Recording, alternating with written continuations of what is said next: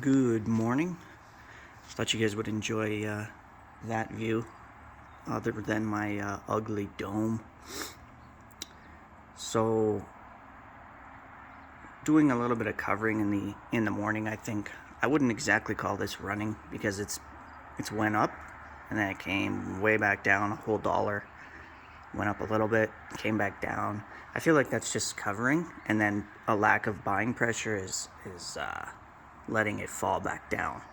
So I would imagine that the retail shorts that are in on this, and there are some. I wouldn't say there's a bunch, but there is a good portion because you can see that in the chat all the time. I would imagine they are just as unsure about this whole option situation, and being that we're getting on in the play here, it's been a month now. They're just as unsure, so they're probably protecting themselves a bit if they are green from bringing us down from 18, or even closing at a loss if they got in and thought we were going back to single digits, right? As for those options, it's very odd because they brought them in only about 3 weeks ago, and that's after the deal was announced, and the deal obviously says on or before October 31st. I looked at my options. They go into 2024, and those are so they have leaps on there too. I don't know why you would have a leap, and there's open interest on them as well. Who the hell why would you buy or own a leap on a stock that won't even exist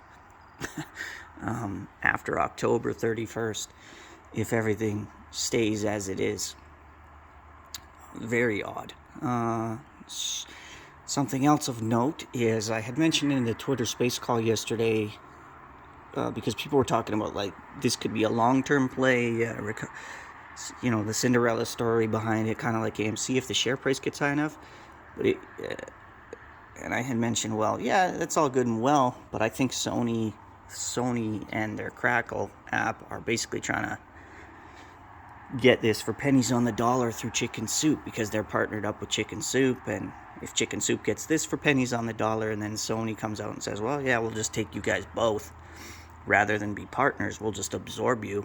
Okay, well, they get everything for nothing. And I mean, Sony PlayStation is one of the hottest things out there right now, right? You can't even get them. The company is blowing up. Like when I was growing up, they were known for TVs and stereos, and now they're known for video games and the entertainment and gaming industry, right? And now they want to get into streaming, so and probably gaming streaming, which I would imagine, to compete with Twitch, probably something like that. But I said that's all good and well, but Chicken Soup wants to dilute their shares, and it's something crazy. I could have sworn it was like 10 million, 100 million shares or something. So they're diluting right now, and retail is going to pay for it. Whoever owns it, Chicken Soup. Which, why does that matter to us? Well, if the deal goes through and you're holding Redbox, now your shares are worth even less. You know what I'm saying? So anyone who watches my content, because I've got a lot of people backing me, and then I have a few people going, man, you really scared me yesterday. You can react to my content however you want. If you get concerned or worried, don't blame me.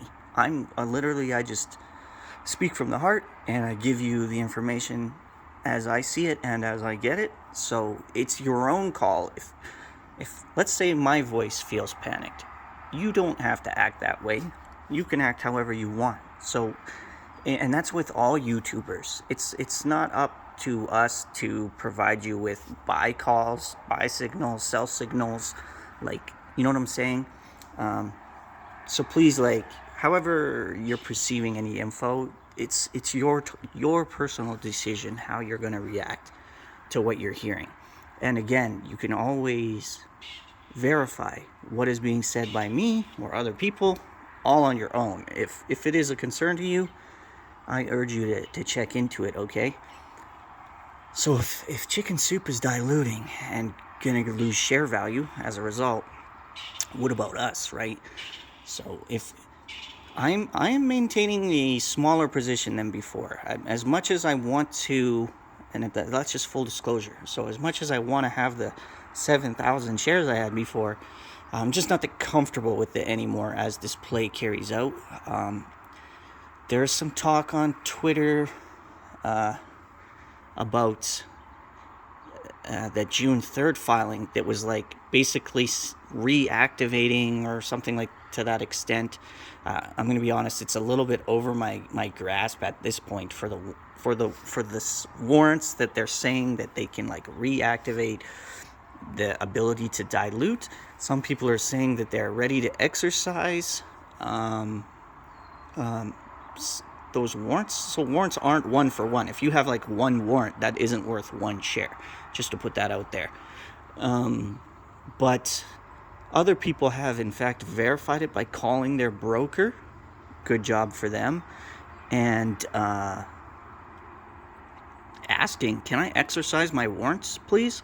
And they've been told yes. So warrants are dilutative. So if we thought the float was 322, and again, do not kill the messenger, guys. If we thought the float was 322 and they can exercise warrants, that's going to convert warrants into the float and dilute the float a little bit. Obviously, we're at a point where I think retail is comfortable no matter what. If our float is like anything under 12 million, I don't think anyone would bat an eye, because that is still leaps and bounds smaller than any other squeeze play, and the fact that the SI is still insanely high, with the cost to borrow is still another big catalyst as well that's putting pressure on them to actually cover, because it's insanely high, right? I don't know of any other stock this high. None. So I am waiting to hear back from Ortex and my own broker still. What's up with the options and what's up with these warrants? Haven't gotten back to me. So I was kind of ranting a little bit yesterday about like, why can't we get fucking accurate, reliable information?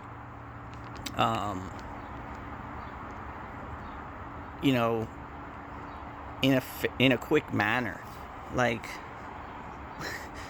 why are we always working with delayed fucking data? It's a bit frustrating, to say the least. And that's why I am maintaining a little bit of a smaller position, right? Because we are working with some extra unknowns at this point. Before it was a specific amount of shares and X percentage SI and so much cost to borrow, and it's pretty straightforward. The play was just straightforward. There wasn't a lot of factors to it. It was, let's squeeze these fucks. This is a micro float. And now we got to worry about warrants. We got to worry about time moving on. What is going on with options? Why is there leaps? Like, I didn't even notice there was leaps. I never even looked. I didn't even notice. And it's very curious why that exists. If anyone has any clue why that would be, I mean, feel free to comment. Do you, right? Put in as much in terms of risk as you want. I'm doing my best to keep everybody updated on info. Ortex has not changed that SI yet. They typically do that, I think, around 7 a.m. my time, and it's only, I want to say 6:15, because I'm still seeing all the NAs and all that stuff. So I guess I'll let you know. I've just been manually doing it by taking the short interest, shorts on loan, so 4.4 million. 4.4 million, and then dividing that into, holy, that guy's loud, eh? Dividing that into 3.22 million float, so it's about 137%. So robin is like the king of finding worms for its babies every day, no problem. So yeah, that's what I got for you guys. See about putting up another video later, kind of feel the markets out and see if there's really anything I need to talk about. Have a good trading day.